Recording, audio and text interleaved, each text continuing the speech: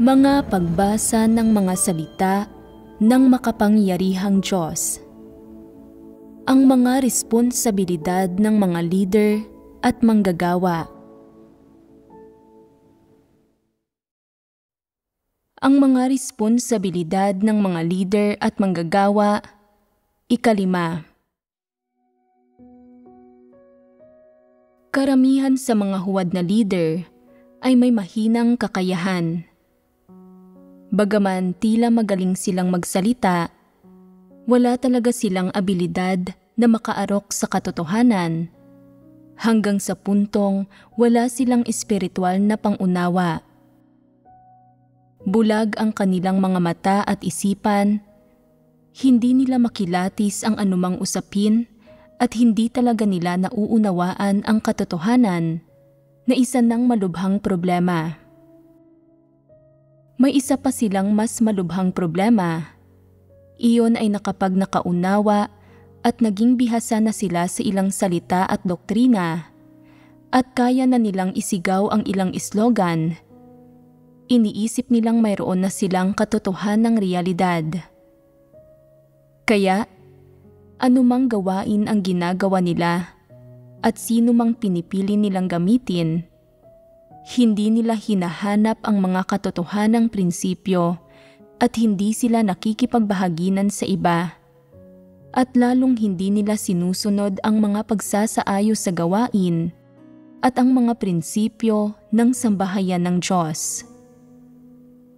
Napakalaki ng tiwala nila sa sarili nila.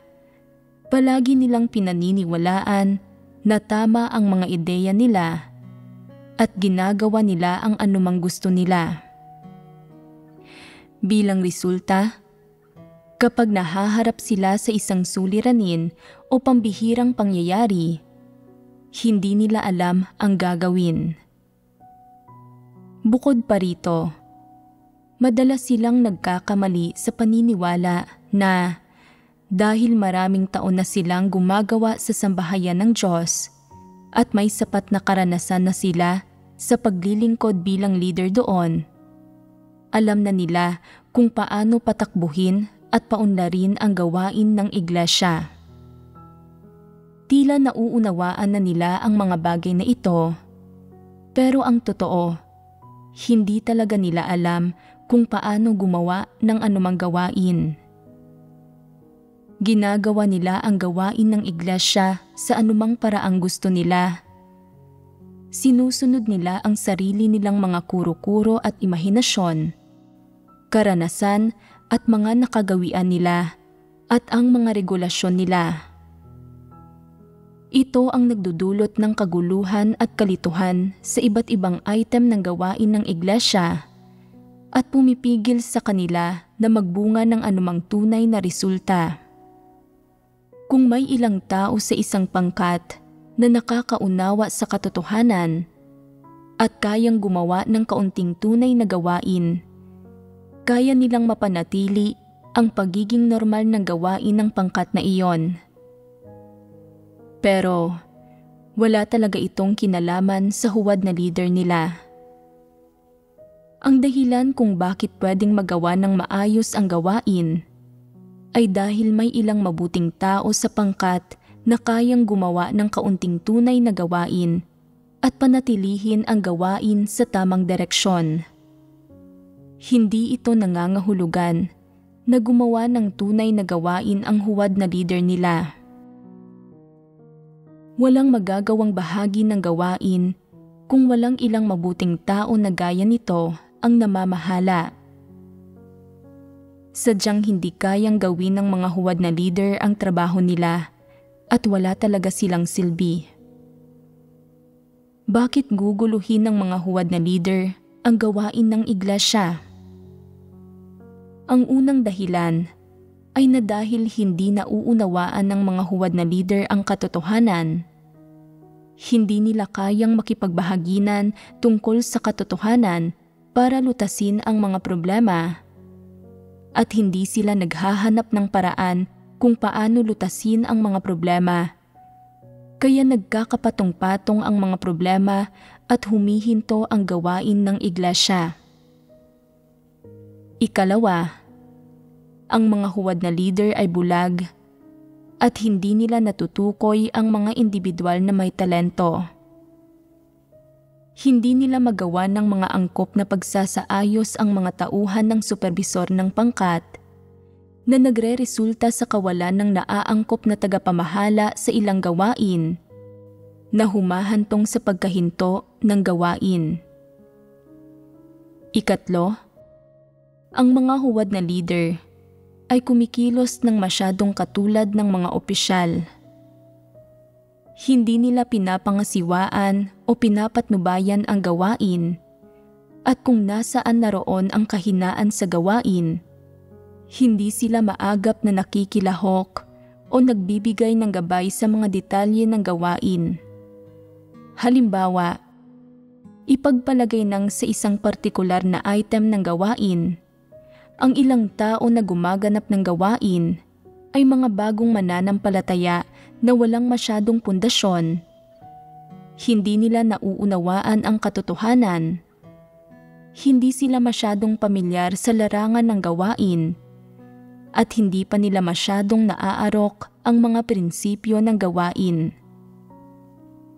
Ang isang huwad na leader, dahil bulag siya, ay hindi nakikita ang mga problemang ito. Naniniwala siya na basta't may isang taong gumagawa ng gawain, ayos na iyon.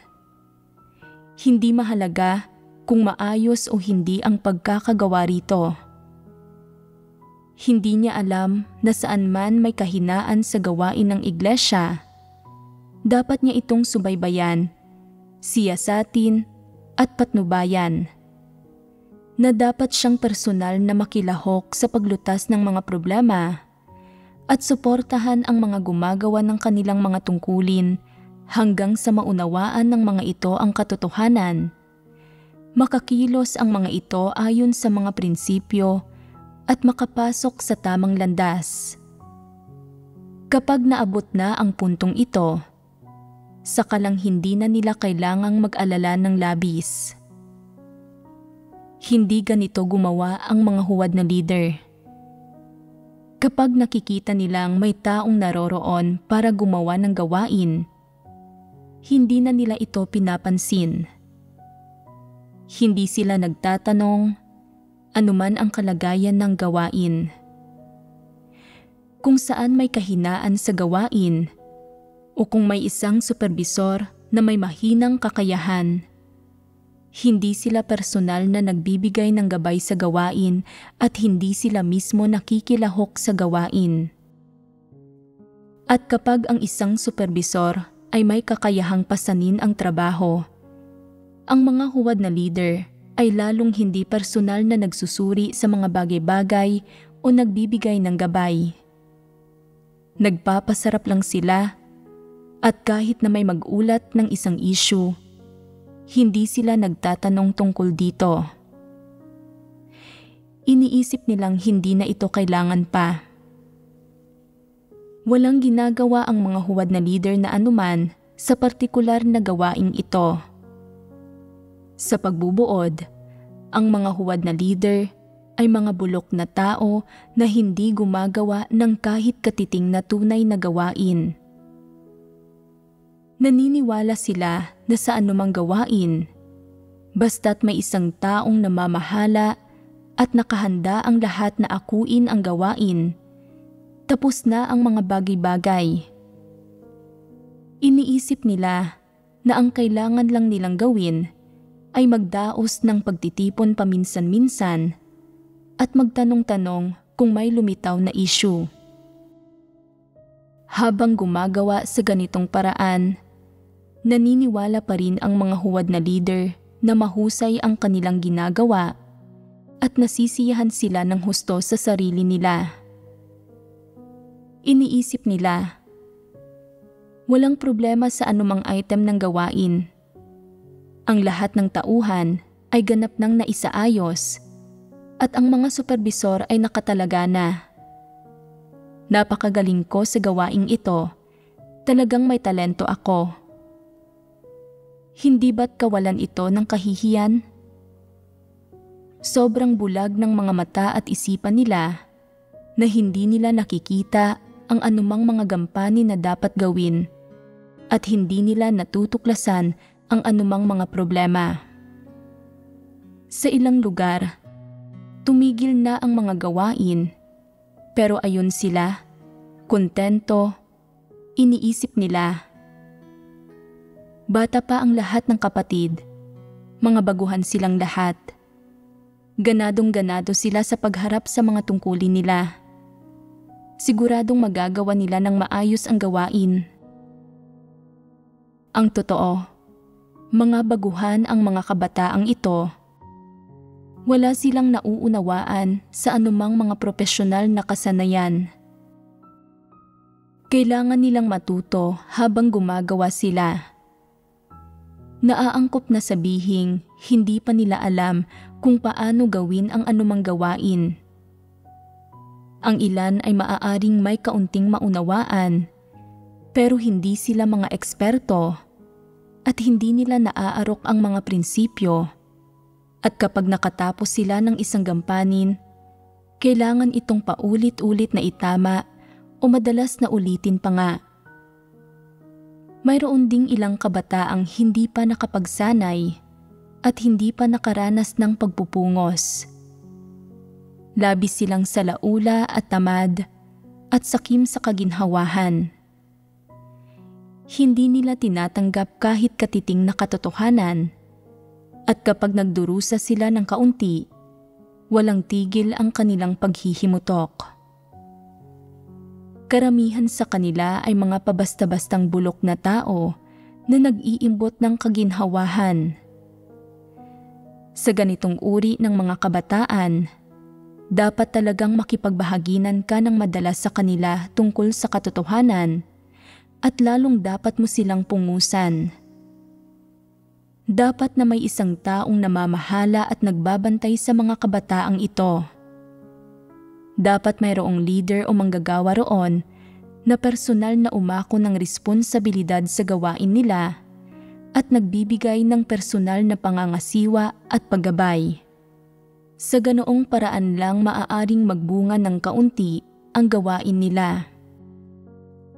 Kung ang leader o manggagawa ay aalis sa lugar ng gawain at hindi niya aasikasuhin ang gawain o hindi siya magtatanong tungkol dito, magkakagulo-gulo ang mga taong ito at walang anumang magiging bunga ang pagganap nila sa kanilang tungkulin. Gayunpaman, walang kabatiran ang mga huwad na leader tungkol dito. Nakikita nila ang lahat bilang mga kapatid, bilang mga taong masunurin at mapagpasakop, kaya malaki ang tiwala nila sa mga ito at binibigyan ang mga ito ng mga trabaho at pagkatapos ay hindi na iniintindi ang mga ito. Ito ang pinakamainam na ebidensya ng pagiging bulag ng mata at isipan ng mga huwad na leader. Hindi talaga nauunawaan ng mga huwad na leader ang katotohanan. Hindi nila malinaw na nakikita ang mga bagay at hindi nila kayang matuklasan ang anumang problema. Pero iniisip nilang maayos ang ginagawa nila. Ano ang iniisip nila sa araw-araw? Iniisip nila kung paano kumilos na parang isang opisyal at tamasahin ang mga pakinabang ng katayuan. Ang mga huwad na leader, tulad ng mga taong walang isip, ay hindi isinasaalang-alang ang mga layunin ng Diyos kahit kaunti. Wala silang ginagawang tunay na gawain, pero naghihintay pa rin sila na purihin sila ng sambahayan ng Diyos at iangat sila nito. Talagang wala silang kahihiyan.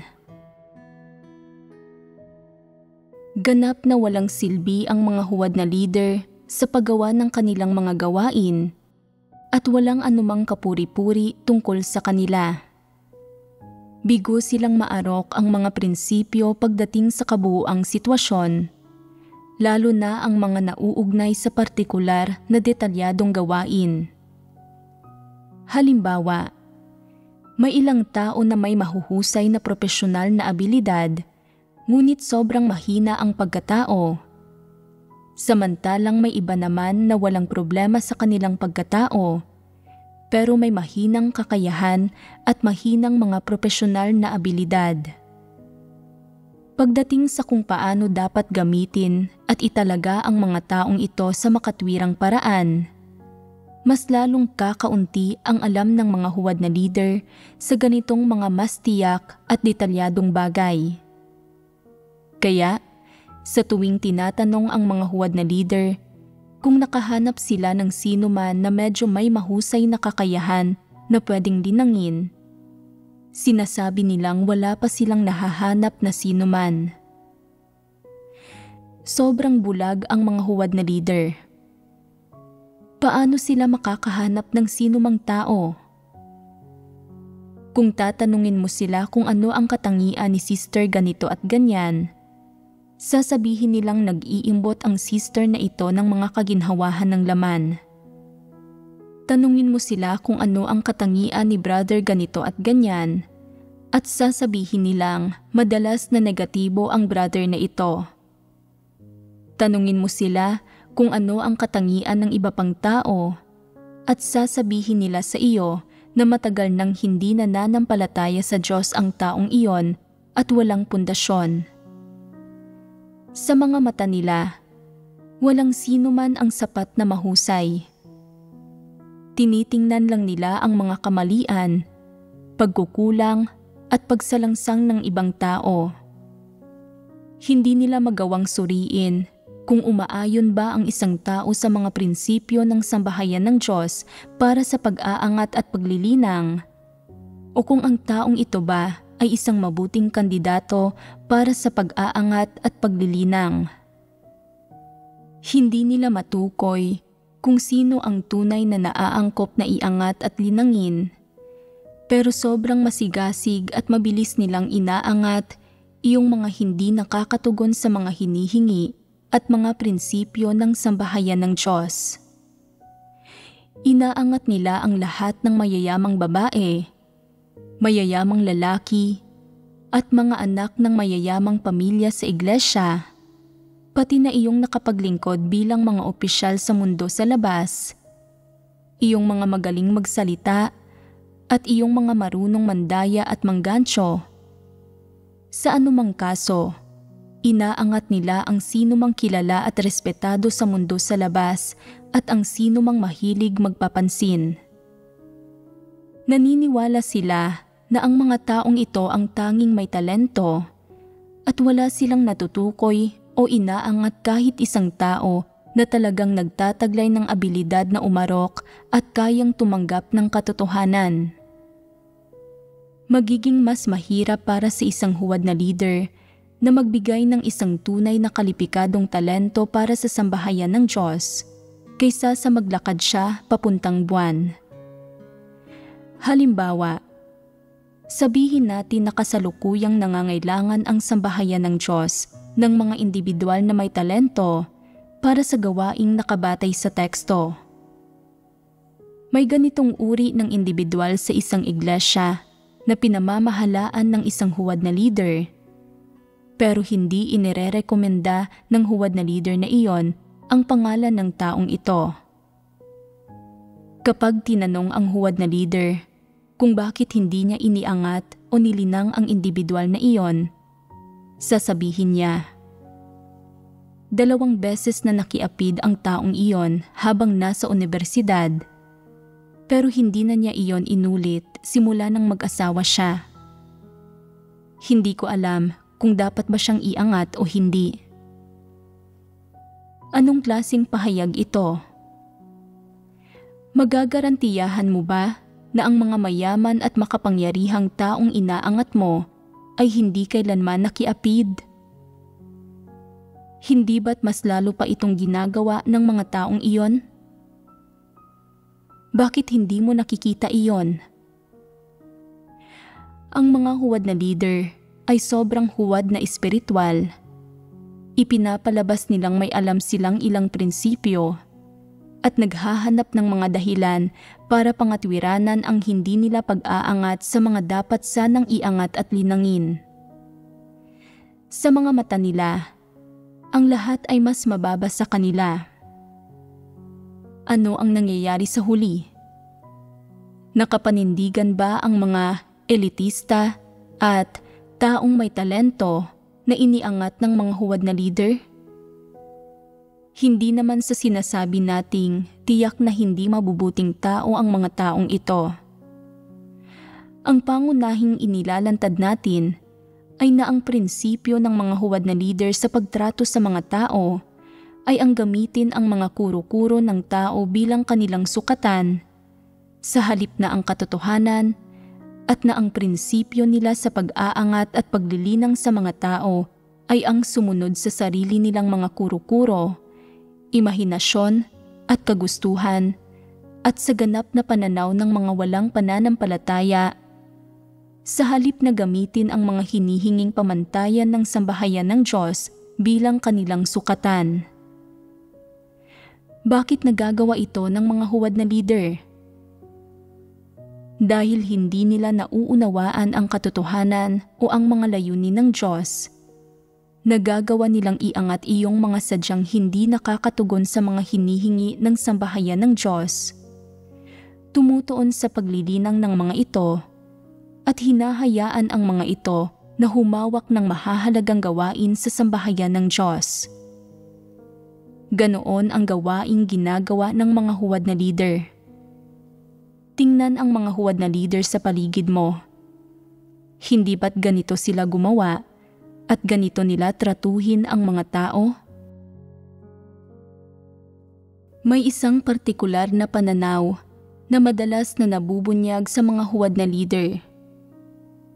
Iniisip nila na ang mga may kaalaman, may katayuan, at ang mga nakapagserbisyo bilang mga opisyal sa mundo sa labas ay pawang mga taong may talento at na dapat linangin at gamitin ng sambahayan ng Diyos ang gayong mga tao matapos silang magsimula na manampalataya sa Diyos.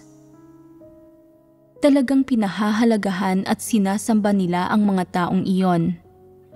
Itinuturing pa nila ang mga ito na parang sarili nilang kamag-anak at kapamilya. Kapag ipinapakilala nila ang mga taong ito sa iba, madalas nilang ikinukwento kung paanong sa mundo sa labas, ang mga taong ito ang boss ng isang kumpanya o ang leader ng isang departamento ng gobyerno o editor ng ilang pahayagan o direktor sa departamento ng pampublikong seguridad o ikinukwento nila kung gaano kayaman ang mga ito. Napakataas ng tingin ng mga huwad na leader sa gayong mga tao. Ano ang masasabi ninyo? May kakayahan ba ang mga huwad na leader? Hindi ba't sila ay huwad na espiritual at hindi nakakikilati sa mga bagay-bagay? Iniisip ng mga huwad na leader na sapagkat ang mga taong ito ay mga individual na may talento sa lipunan, dapat silang linangin ng sambahayan ng Diyos at bigyan sila ng mahalagang papel na gagampanan sa pagpasok nila rito. Tama ba ang pananaw na ito? Naaayon ba ito sa mga katotohanang prinsipyo? Kung walang pagmamahal sa katotohanan ang mga taong ito kahit kaunti, at walang konsensya at katwiran, maaari ba silang linangin at bigyan ng mahalagang tungkulin ng sambahayan ng Diyos? Hindi sila kalipikadong linangin. Ang katunayan na sila ay mga individual na may talento sa gitna ng mga walang pananampalataya ay hindi nangangahulugan na sila ay mga taong may talento sa sambahayan ng Diyos. Ngunit gustong-gusto ng mga huwad na leader na ito ang pagiging opisyal at labis nilang sinasamba ang mga naging opisyal. Sa tuwing nakakakita sila ng mga taong naging opisyal o may katayuan sa mundo sa labas, labis-labis silang nagbibigay galang at kumikilos ng sobrang mapagpalugod sa mga ito parang mga alipin sa harap ng kanilang amo. Desperado silang nagnanais na tawagin ang mga ito na nanay o tatay, o ate o kuya, at hinihiling din nilang maiangat ang mga taong ito para maging mga leader o manggagawa sa iglesia. Sabihin ninyo sa akin, mga tao ba ito na naghahangad sa katotohanan? Ang pagkakaroon ba nila ng kaunting katayuan at pagtatamasa ng kaunting kabantugan sa mundo sa labas ay nangangahulugan na angkop silang magserbisyo bilang leader o manggagawa sa sambahayan ng Diyos? Kung hindi nila nauunawaan ang katotohanan at puno sila ng mayabang at palalong disposisyon, karapat-dapat ba silang maging leader o manggagawa sa sambahayan ng Diyos?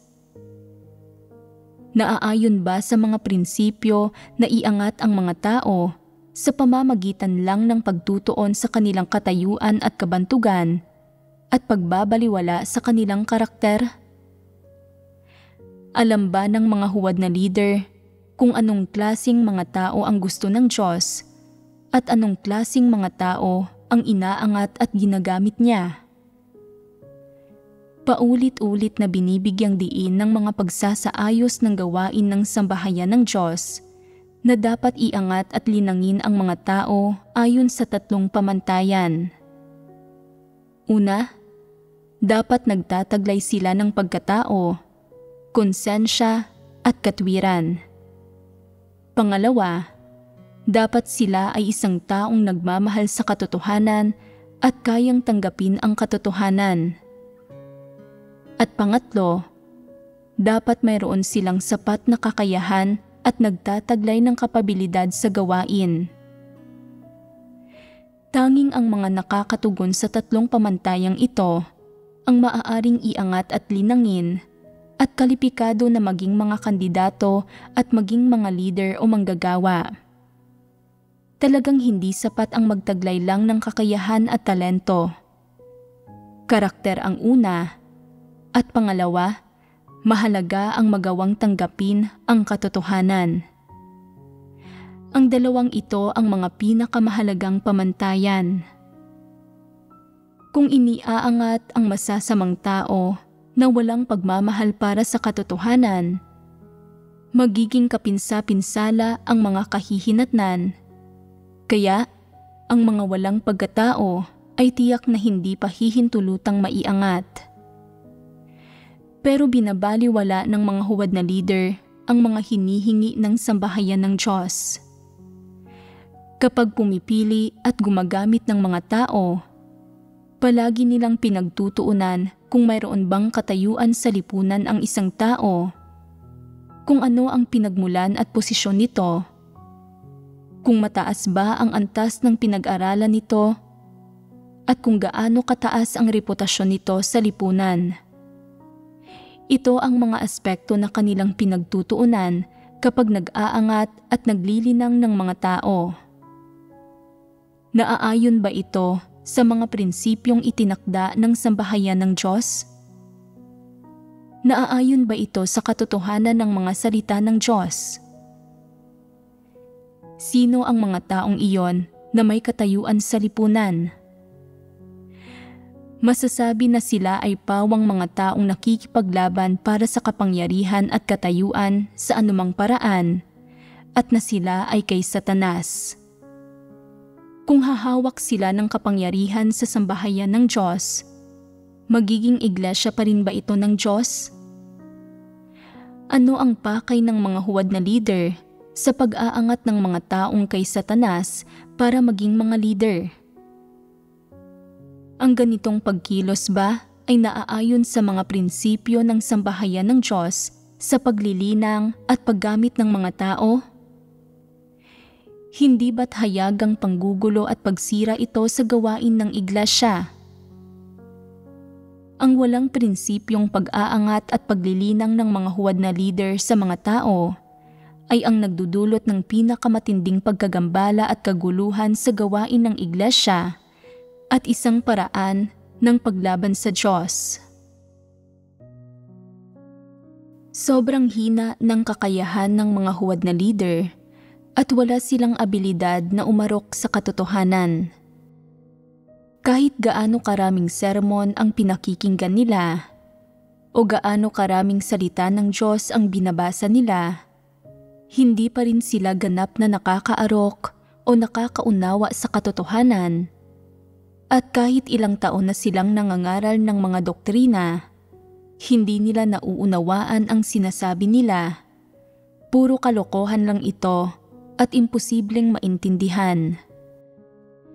Kaya nilang makaalala at mangaral ng kaunting doktrina, kaya akala nila ay mayroon silang katotohanang realidad, pero wala silang ginagawang may kaugnayan sa katotohanan. Ito ang mga pinakatipikal na halimbawa ng mga Pariseyo.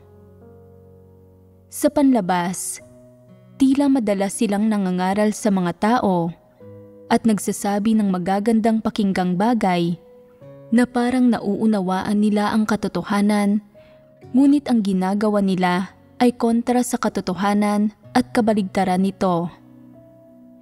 Sinasabi rin nila na pinaglilingkuran nila ang Diyos at ginagawa ang gawain ng iglesia, samantalang sa katunayan, ang lahat ng ginagawa nila ay lubusang mapanlaban sa Diyos. Hindi kailanman inaangat ng mga huwad na leader ang mga taong may talento na kapaki-pakinabang sa sambahayan ng Diyos, at hindi nila pinapansin at nagbubulag-bulagan sila sa mga medyo matapat na tao na tunay na naghahangad sa katotohanan. Sa halip, inaangat at nililinang nila iyong mga nambobola, iyong mga tuso at mapanlinlang, at iyong may mga ambisyon at mga pagnanais na tumanggap ng gawain sa iglesia. Ang resulta ng lahat ng ito ay na, pagkalipas ng ilang panahon na nasa gawain ang mga taong iyon, ang iba't ibang gawain sa iglesia ay humihinto at halos napaparalisa. At kaya, ang gawain ng iglesia ay nasisira sa mga kamay ng mga huwad na leader na ito. Hindi ba't kasuklam-suklam sila, ang uri ng mga taong ito na mga huwad na leader? Dapat ba silang tanggalin? Dapat silang tanggalin. Ang bawat araw ng pagkaantala ay nakakaapekto sa gawain ng iglesia sa isang buong araw.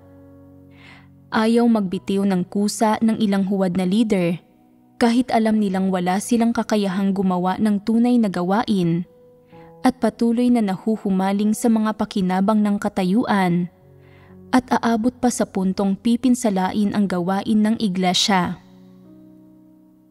Mayroon bang kahit katiting na katwiran ang mga taong ito? Walang abilidad na umarok ang mga huwad na leader o anumang tunay na talento at tunay na kaalaman, at hindi ang mga taong naghahangad sa katotohanan at nag-iimbot din sila sa mga pakinabang ng katayuan.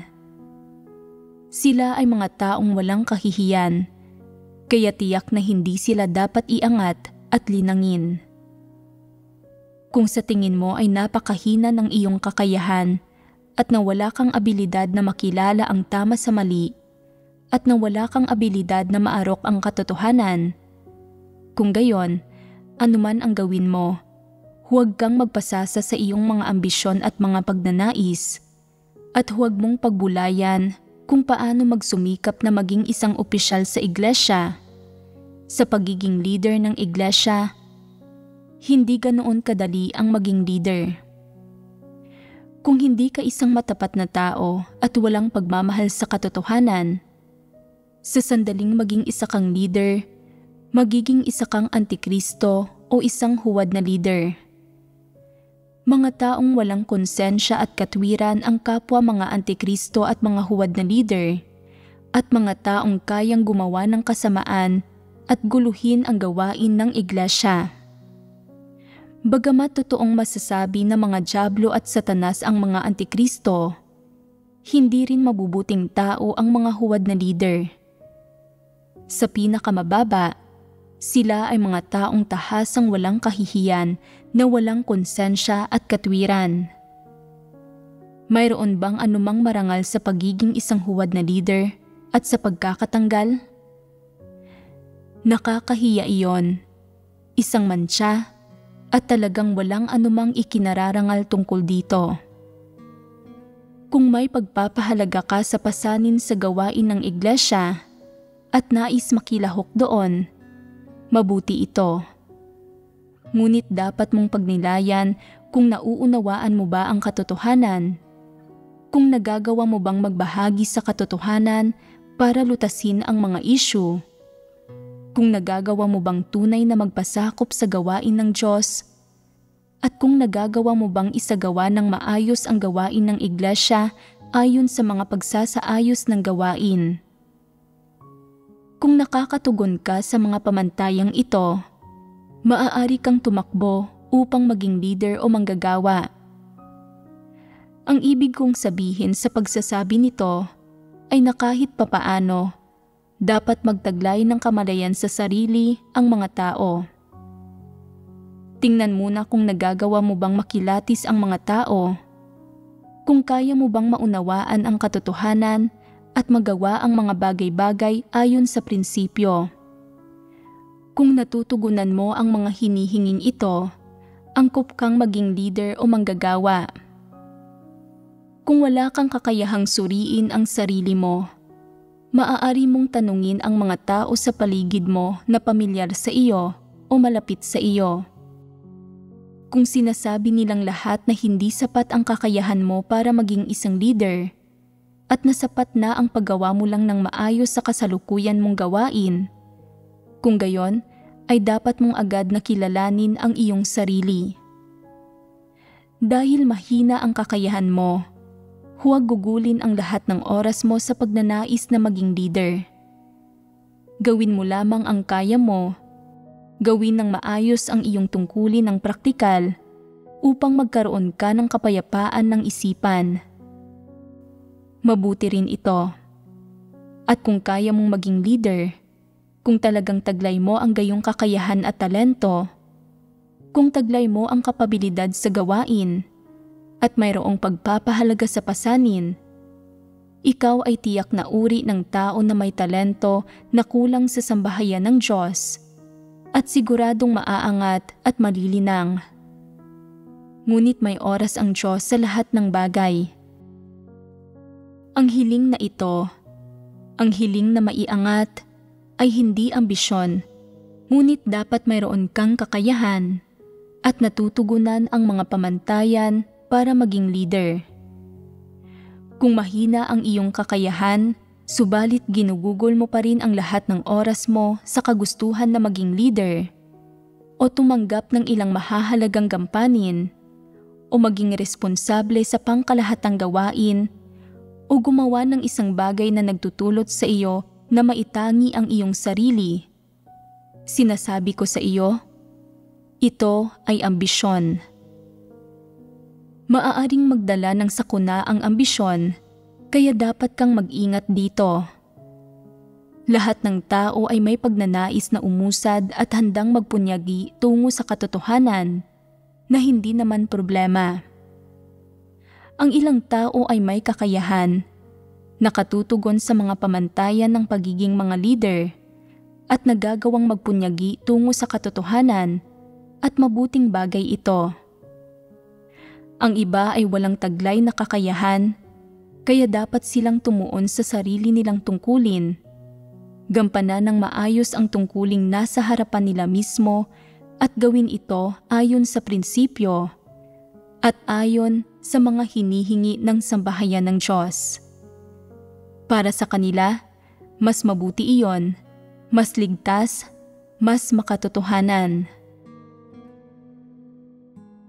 Ang mga inihalal bilang mga leader at manggagawa o mga iniangat at nilinang ay hindi dapat nangangarap ng gising sa pamamagitan ng pag-aakalang, pinili ako ng mga kapatid mula sa napakaraming tao.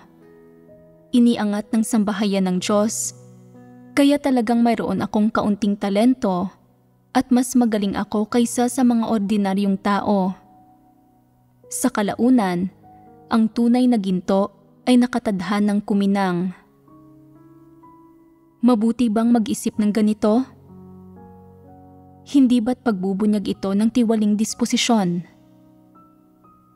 Ang maiangat at malinang ay isang mabuting bagay at isang magandang oportunidad.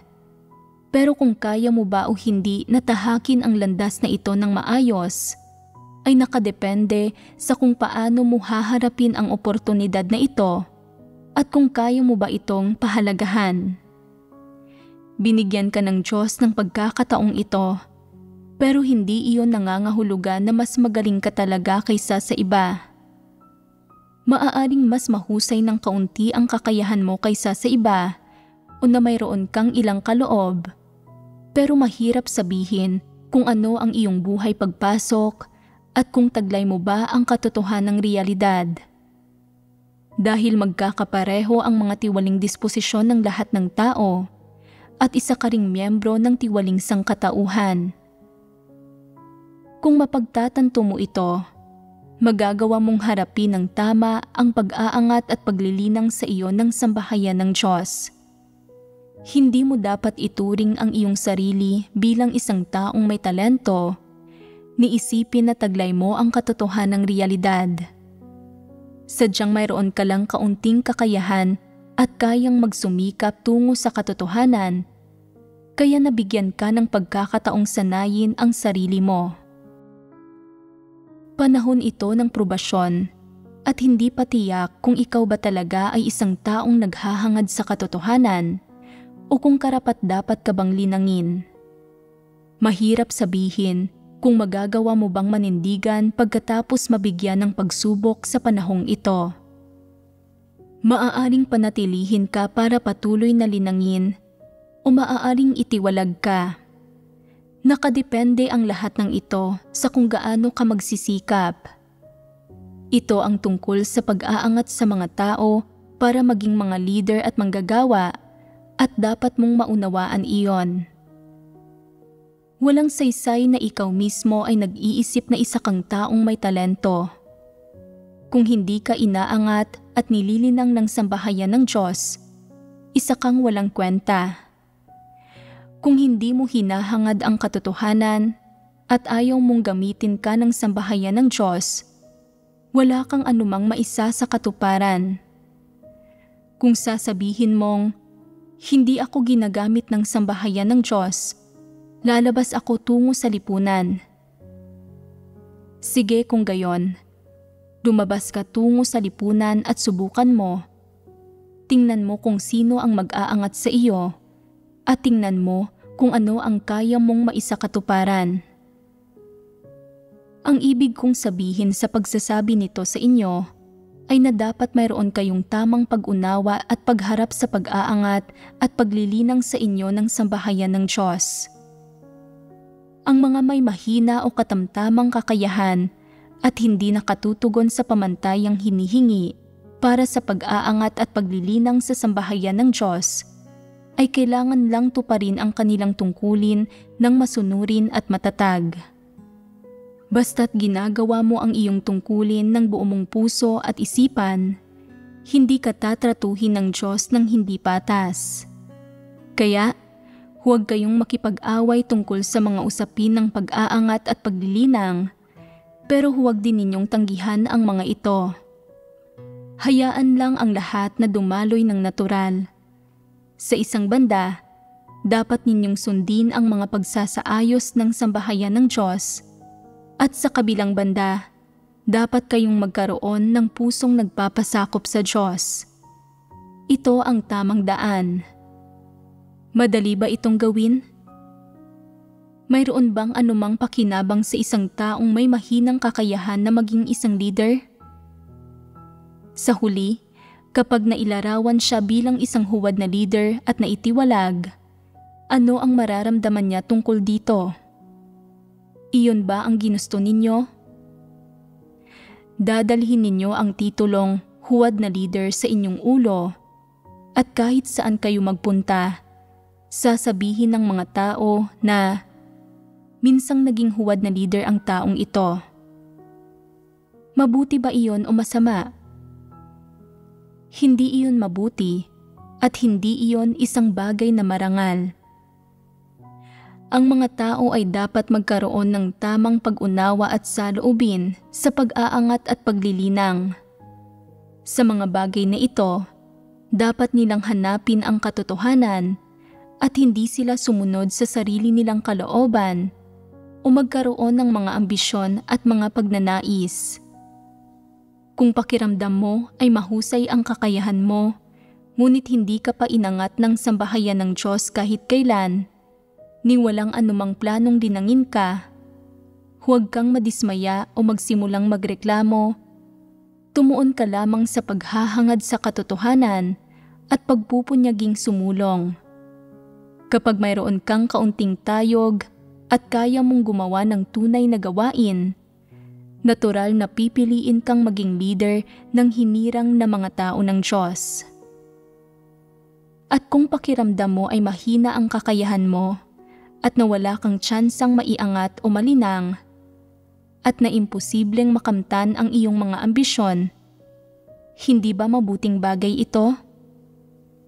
Poprotektahan ka nito. Dahil mahina ang iyong kakayahan, kung makatagpo ka ng isang grupo ng mga bulag na magulo ang isip na pinili kang maging kanilang leader, hindi ba't malalagay ka sa panganib? Hindi mo kayang gumawa ng anumang gawain at bulag ang iyong mga mata at isipan. Lahat ng ginagawa mo ay panggagambala. Bawat galaw mo ay paggawa ng masama. Mas mabuti pang gawin mo ng maayos ang gawain ng kasalukuyan mong tungkulin. Kahit papaano ay hindi mo maipapahiya ang iyong sarili at mas mabuti iyon kaysa maging isang huwad na leader at maging punterya ng kritisismo sa likod ng mga eksena. Bilang isang tao, dapat mong sukatin ang iyong sarili. Dapat kang magkaroon ng kaunting kamalayan sa sarili. Kung magkagayon, maiiwasan mong tumahak sa maling landas at gumawa ng malulubhang pagkakamali. Gusto ba ninyong maging huwad na leader o isang ordinaryong tagasunod? Isang ordinaryong tagasunod. Kung ihahalal ka ng mga kapatid, subukan mo ito. Baka mas tumpak ang pananaw nila sa iyo kaysa sa pakiramdam mo tungkol sa iyong sarili. Kung sa tingin ng mga kapatid ay kaya mo, dapat mong ibigay ang lahat ng makakaya mo.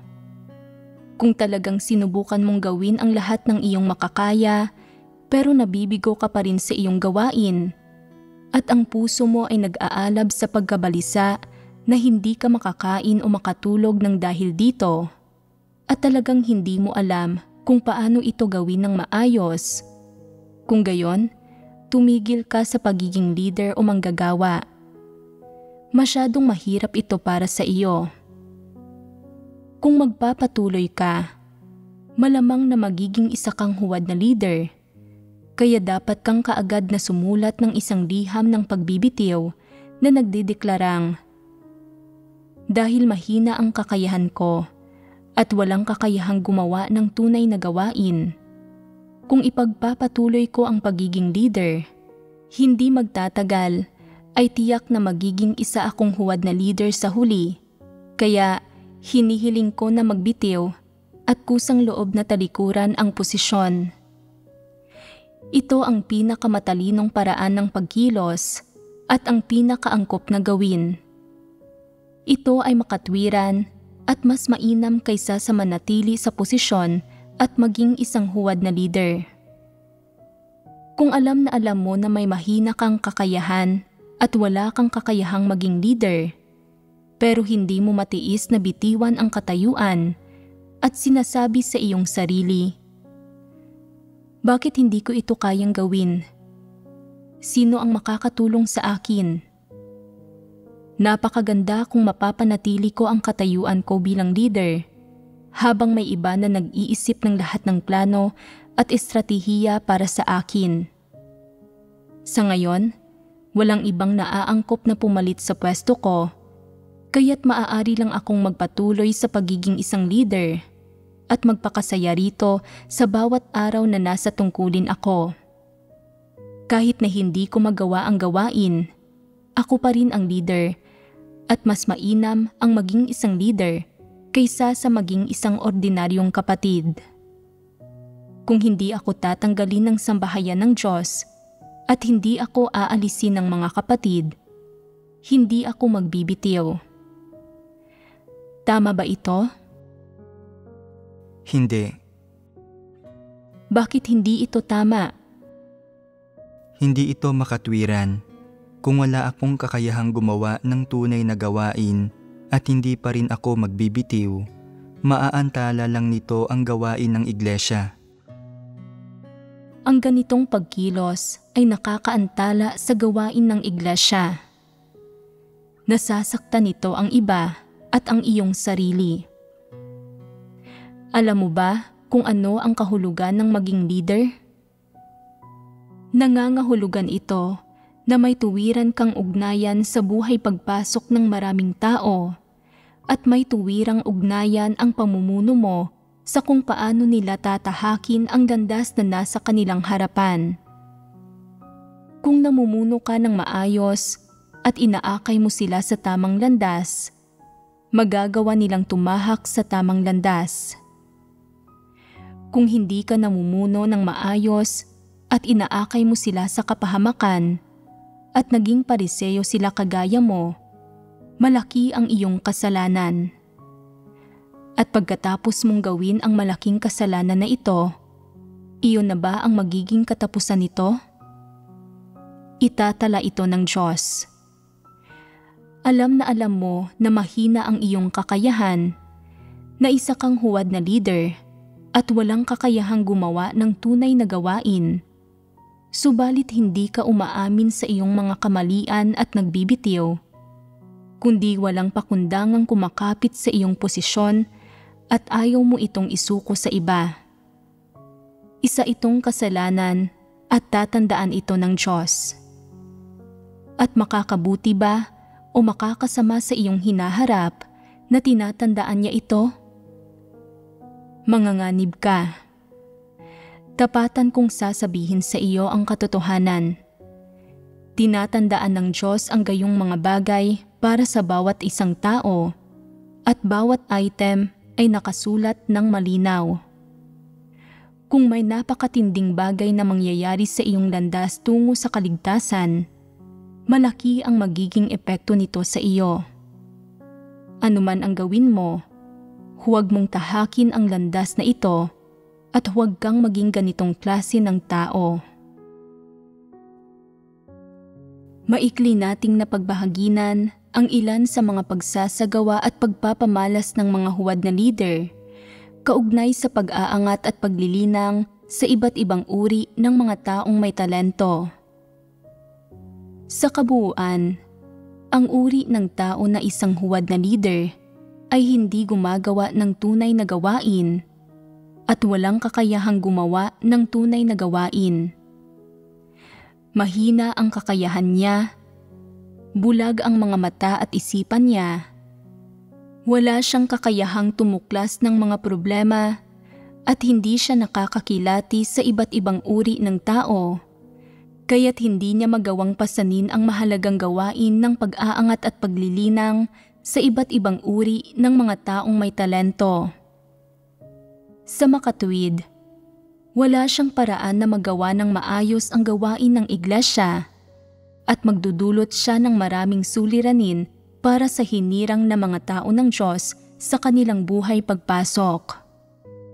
Batay sa mga salik na ito, malinaw na hindi angkop na maging mga leader ng iglesia ang mga huwad na leader. Mayroong ibang huwad na leader na hindi gumagawa ng partikular na gawain ng iglesia at hindi nakikipag-ugnayan sa mga supervisor ng partikular na gawain, kaya't hindi nila alam kung aling mga individual na may talento ang may kakayahang gumawa sa kung anong gawain, ni kung sino ang angkop sa kung anong gawain, ni kung naaayon ba sa mga prinsipyo ang paggawa ng mga ito. Dahil dito, hindi nila maiangat at malinang ang mga taong may talento. Kung gayon, paano magagawa ng maayos ng gayong mga tao ang gawain ng iglesia? Ang pangunahing dahilan kung bakit hindi kayang gumawa ng tunay na gawain ang mga huwad na leader ay dahil mahina ang kakayahan nila. Wala silang kabatiran sa anumang bagay at hindi alam kung ano ba ang tunay na gawain. Humahantong ito sa madalas na pagkahinto o pagkaparalisa sa gawain ng iglesia. Direktang nauugnay ang mga ito sa kabiguan ng mga huwad na leader na gumawa ng tunay na gawain. Sa nakalipas na ilang taon, paulit-ulit na binibigyang diin ng sambahayan ng Diyos na kailangang alisin ang masasamang tao at mga hindi mananampalataya at tanggalin ang mga huwad na leader at mga huwad na manggagawa. Bakit kailangang alisin ang iba't ibang masamang tao at hindi mananampalataya? Dahil matapos ang maraming taon ng pananampalataya sa Diyos, hindi pa rin tinatanggap ng mga taong ito ang katotohanan kahit kaunti at umabot na sa puntong wala na silang pag-asa sa kaligtasan. At bakit kailangang tanggalin ang lahat ng huwad na leader at huwad na manggagawa? Dahil hindi sila gumagawa ng tunay na gawain at hindi nila kailanman inaangat o nililinang ang mga taong naghahangad sa katotohanan. Sa halip, nagpapakapagod lang sila sa mga walang kabuluhang pagsisikap. Nagsasanhi ito ng pagkagulo at pagkaparalisa sa gawain ng iglesia na nagpapanatili sa mga kasalukuyang problema, hindi nalulutas at pinapabagal din ito ang buhay pagpasok ng mga hinirang ng Diyos. Kung tatanggalin ang lahat ng huwad na leader at manggagawa na ito, at kung paaalisin ang lahat ng masamang tao at hindi mananampalataya na gumugulo sa iglesia, likas na magiging maayos ang takbo ng gawain ng iglesia, likas na lalago ng mas mabuti ang buhay iglesia, at normal na makakakain at makakainom ng mga salita ng Diyos ang mga hinirang ng Diyos, at makakagawa ng kanilang mga tungkulin, at makakapasok sa tamang landas ng pananalig sa Diyos. Ito ang gustong makita ng Diyos.